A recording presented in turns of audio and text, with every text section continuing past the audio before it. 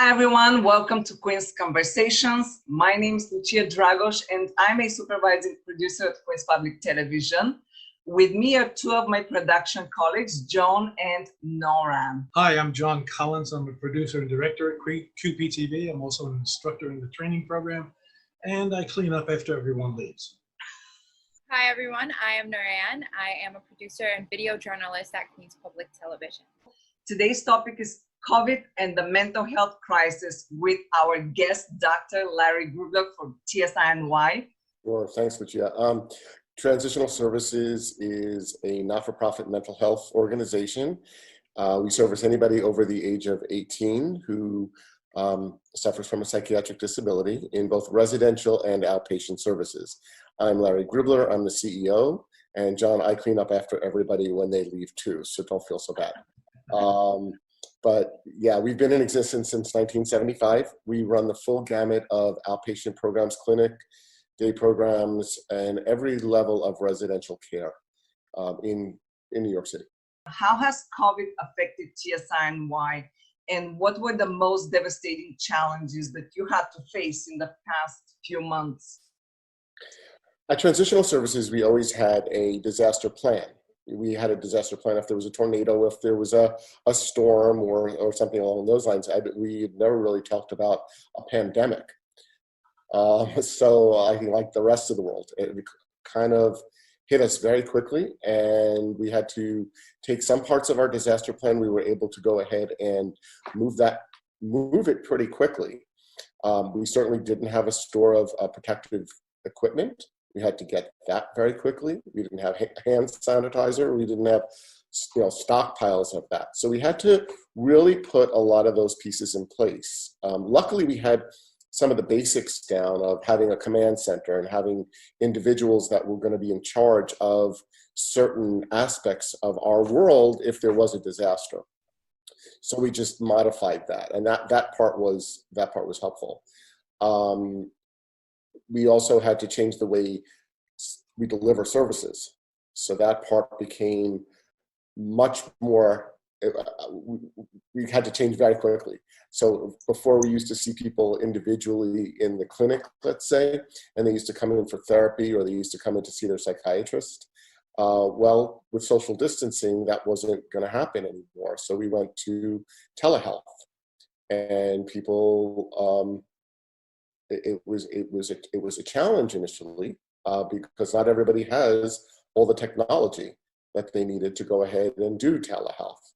They didn't have a cell phone that you can see somebody on, or they didn't have internet. So all of those things, and I'm not even talking about those are business challenges. I'm not talking about the challenges of caring for the 4,000 consumers that we serve, because there were a lot of challenges with regulations that we had to make changes quickly and make sure that everybody was protected and safe. You provide so many services for people and clients. One of your major offerings is housing. What kind of an impact on your housing programs does COVID have? Well, we are an essential service, so we have congregate care level services, which are supervised settings where staff are available 24 hours a day, 7 days a week. They had to be at work 24 hours a day, 7 days a week. Those shifts had to continue. We have a source of a number of per diems that work with us as well, people that we can call in if we need assistance, staff. And they were called in to cover shifts. If anybody was sick, they needed to be covered. But we had to continue to provide those services. People that live out in the apartment treatment program or supported housing or different levels of care, they would be visited in the event of an emergency. But a lot of that was done by telephone as well.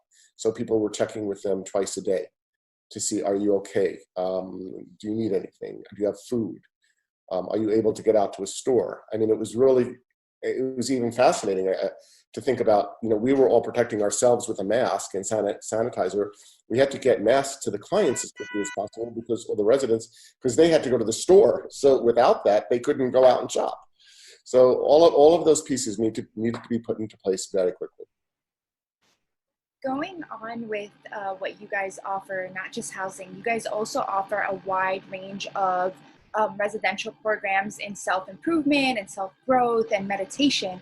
Do you feel as if COVID has encouraged you guys to create more workshops, and how did you guys collaborate with everyone in the team to cope with COVID and staying indoors and the whole situation?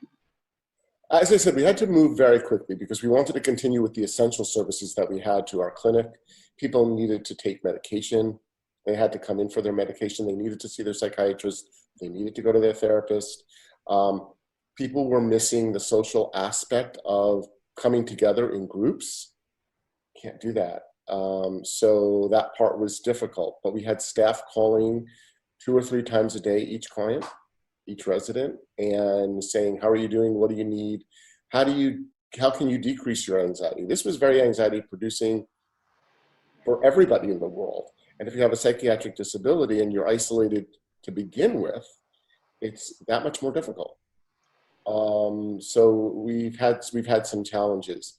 For the most part, the consumers, the residents have been great and have been responsive to staff. The staff actually like, the people that have been doing the telehealth actually like it. They think that they're getting into a deeper relationship with the clients because they're calling more often. Is there like a suggestion you would give to our viewers in that sense? Because I feel as if the youth now are like coping with these kind of anxiety and depression in the sense of not being able to interact with a lot of people. Is there something that you would suggest for the youth? Because many assume that the youth are coping with this because they're just on technology, but we are so used to actually being outside and communicating with one another. Do you feel as if that there's some suggestion or some advice that you would give for us to, or a workshop that you guys are doing to call in? Sure, I do feel bad for the youth. I'm at a different part of my life, so dating is not exactly part of my world. My wife would be happy to know that. But even going out on a date, you can't do that really as easily anymore. So I think the suggestion would be to try as much as possible to virtually do as much as you can, reaching out to friends and family. Initially, we had a cause where we were saying, choose 10 people in your life and consistently reach out to those 10 people because it was very frustrating to be socially isolated. I mean, I've had more Zoom dinners and more Zoom cocktail hours, and reach out to family that you haven't seen or heard from in a while. It's going to take a little bit more effort, but it's definitely doable, and I recommend that for the younger population as well. I actually have children that are younger, and they do date online. And I had never met anybody that they dated online yet, but they do date online, and they have virtual dates. And it's a good way of getting to know people before you actually put yourself out there. So could be some positives to that. Like you mentioned about some of the emotional and mental impact on your staff and clients, but can you go a little more into details? Fear. I think there was a major fear and anxiety about coming to work, getting the illness, and then bringing it home to family and friends and interacting. The staff have been, I have to tell you, fantastic. We have kept all of our staff. We have not let anybody go. They have come to work every day. They've been interacting with the clients. I had one young lady that stayed with a resident that was giving birth, and she stayed with her for 39 hours in the hospital. That's the level of commitment that I have from my staff. I mean, I'm not just saying that because I'm the CEO and I want them to like me. It's truly amazing.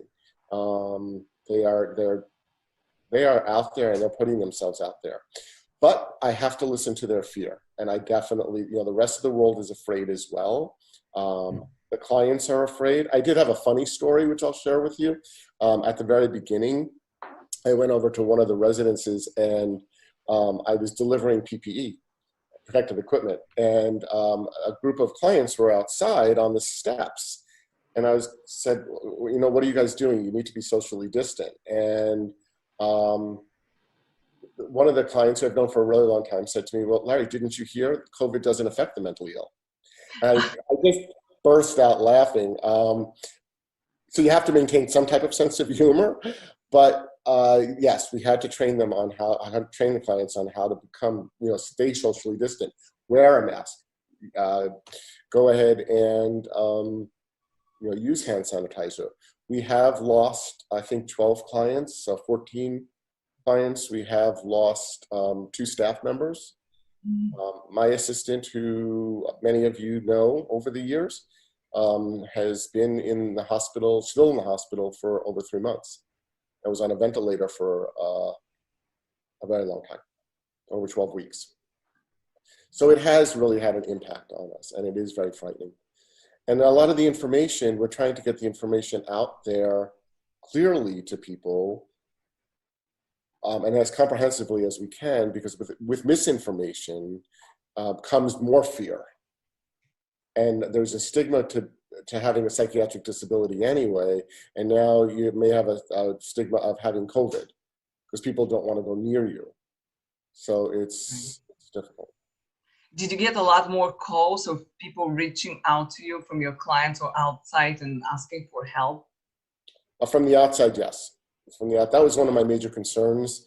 We put ourselves out there because we're continuing with services, and I wasn't sure that we were going to have the resources to go ahead and meet the needs of the people that in the Queens community or the New York City community if they reached out to us. But so far, we're doing okay. We have had an increase in calls because people are anxious, they are depressed. This has had a major impact on the community. The COVID virus has had a tremendous impact physically on our population and also on our economy. How has it affected your operating budget? Have there been impacts? And how does it affect your fundraising approaches? And what will change, if anything? That's where I take a sigh, John, because it had an impact, a major impact on the budget, because we weren't prepared to buy all the protective equipment. We weren't prepared to buy the extra electronics that we needed to make sure that people could call in for telehealth. We weren't prepared for that wasn't part of our budget, yet we had to spend the money. And we did. We had used previous fundraising money. We applied for grants. We applied to foundations. We've gotten some money from them. Am I anxious over the long term? I am, because I don't know where the state and city are going to be with their funding. They've actually spent a tremendous amount of money, and they're talking about, they may have to cut programs by 20%. Well, we can't sustain a 20% cut when we've already spent probably 20% more of our budget on COVID-related issues. So that has been a tremendous issue for us to really monitor very, very closely. And as you know, we go ahead and we raise funds to augment what we get from the city and the state. And we have a core group of supporters who are truly wonderful to us. But we can't have our events this year because people have to stay socially distant. So we canceled everything for this year. And we're gonna resume, God willing, in 2021. Right now, we're going to be reaching out to our supporters and saying to them, we hope you can continue to support us. And this is what you did last year. Could you do something similar this year? We still need the funds. Our clients still have needs. I've always touted that we would never let a client, if I ever heard that a client went hungry or went without medication, that's what we use our fundraising money for. And the staff know that. They shouldn't be without furniture. They shouldn't be without meds. They shouldn't be without food. We have to continue that. And am I anxious? Absolutely. It's a $30 million business. You can't just keep spending money unless the money comes in from somewhere. Do you feel as if that there is going to be a huge difference in the way that the team communicates with the clients? Is it going to be more electronically based, more Zoom meetings, more phone calls? And is it going to be a stronger connection, like you stated before, that the staff actually feels connected with the clients? Do you feel like this is actually a better improvement for how the interaction is going to be? Yeah, my chief operating officer right now is in the process of writing all the policies and procedures for ongoing telehealth. Because we do think that is probably going to be a wave of the future. As a psychologist, you're actually trained to not only talk to the person and evaluate them, but see how they look and how their emotional responses, both physically. And so that's a little bit hard to do over the telephone. It's a little bit easier to do on Zoom or whatever platform you use. But I think that there's going to be a hybrid and a mixture. I do think that you're right, it's going to continue. It'll be very interesting. We can't get groups up and running that quickly again.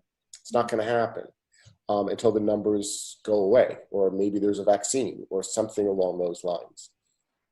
The state has to really take a look at how they fund those various services, because we can do the work. We just have to get the funding that matches the work that we're doing. Many people are experiencing unprecedented levels of stress, anxiety, fear, isolation. At what point would you recommend that they reach out for help, and where can they go?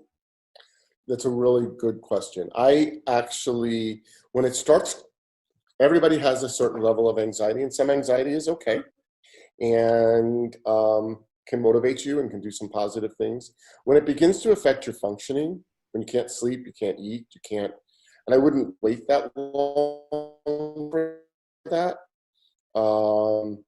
But when you know that there's a problem when it begins to affect your functioning, and there are, and a lot of professionals have used these support lines to go ahead and reach out, because you're dealing, even the professionals are dealing with people that are extremely sick with something new that they really don't know that much about. So they call the support lines to get help. So everybody should use it. OMH has an emotional support helpline.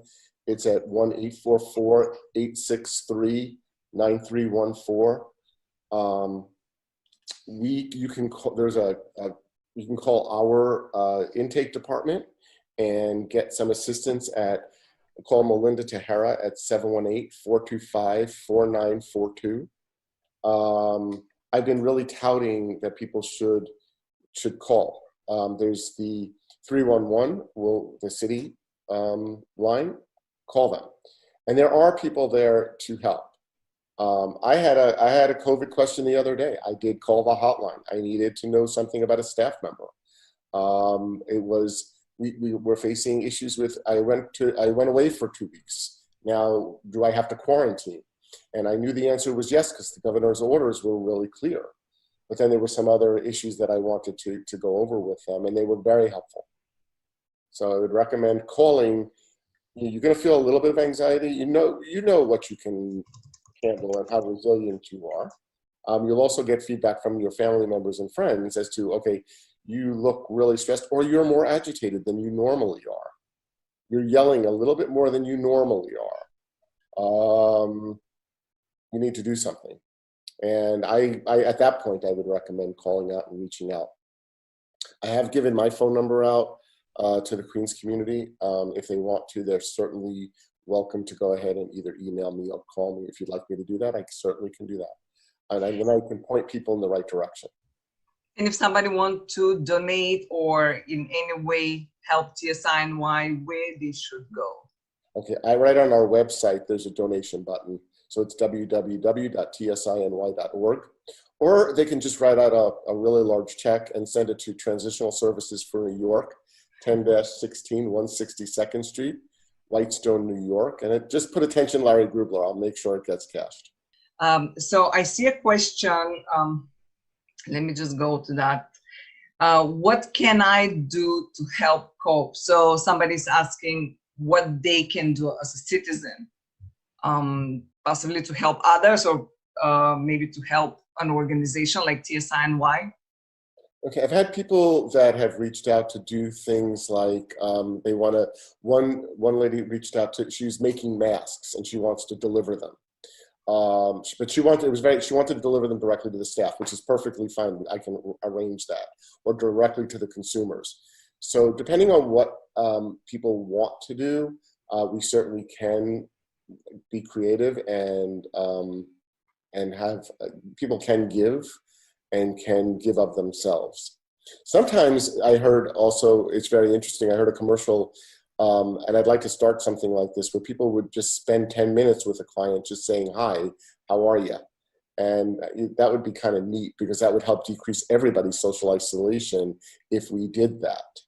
I know I'm a fairly social person. For me to not be able to hug somebody or kiss them hello is really tough.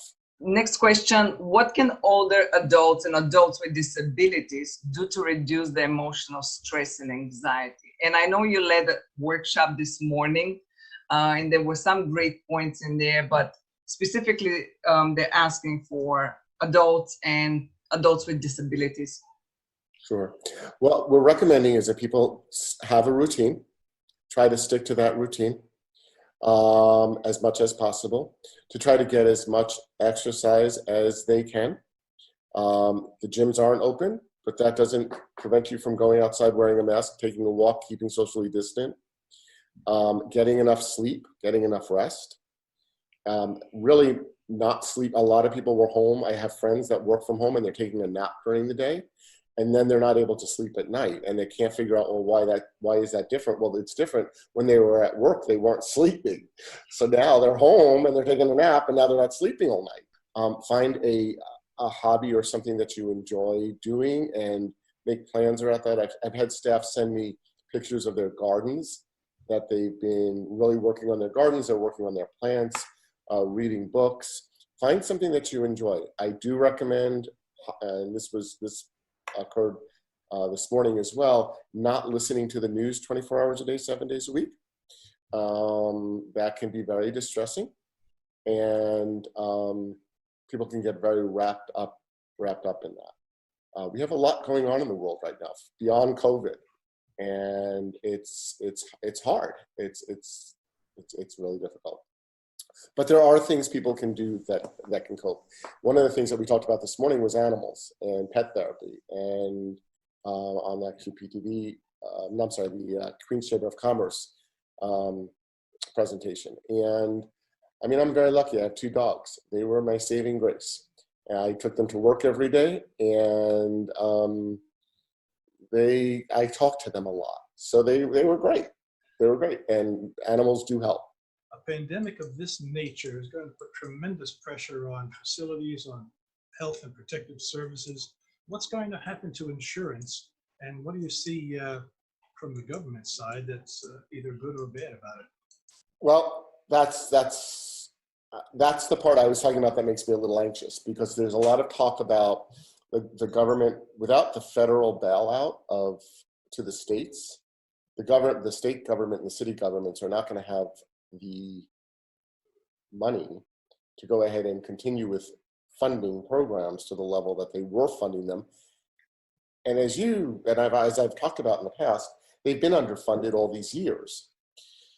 So now we're going to go ahead and have a decreased possible amount of funding that's coming from the government, and that's starting to hit in some of the counties around New York State. Upwards of 20% of their funding has been cut.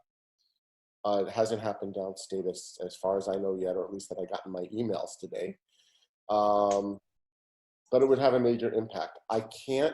We rent hundreds of apartments. I can't turn to a landlord and say my funding was cut, I'm going to give you 20% less on the rent than I already agreed to give you, or tell 20% of my clients that they can no longer live with us. It's not going to work that way. So that part of, we're constantly on top of it, and the insurance, there were a lot of sick people. I mean, the insurance rates are going to have to go up to cover those losses. Insurance is next to payroll, is our health insurance is our largest cost next to payroll. This year we did okay. I didn't have to pass on those costs to staff. Next year I'm worried, because somebody's going to catch up to say, you spent millions of dollars for people that were in the hospital or sick or on COVID tests or on the antibody tests or whatever. Or as you say, people in the hospital. Somebody's got to pay for that. Can't keep passing that along to staff. You can't make $30,000, $40,000 a year and then pay most of that for your health insurance. You won't have money to live. And premiums will have to go up, obviously. Premiums are going to go up. Somebody's going to have to pay for it. And I try to be so protective of the staff so that we don't lay those costs off on the staff.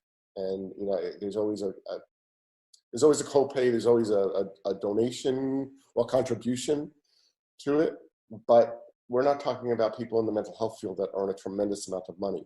So to constantly ask them to go ahead and contribute to that just doesn't work. Thank you. I mean, I think that's all from us today. Larry, if you want to add something before we close. Thank you for giving me this opportunity. I truly appreciate it. I want to let everybody know that we are here for the Queens community. If anybody wants to reach out to Melinda at 718-425-4942. If I said anything profound that you feel like you need to reach out to me, please do. You can reach me at lgrubler@tsiny.org or call me on my phone at 718-746-6647, use extension 7011. Be more than happy to talk to you and lead you in the right direction. Larry, thank you so much. And for those of you that are watching, thank you so much as well. We'll see you next Thursday again at 3 p.m. On Queen's Conversations. Thanks. So bye for now. Bye. Stay well. All right, I will clean up after everyone leaves.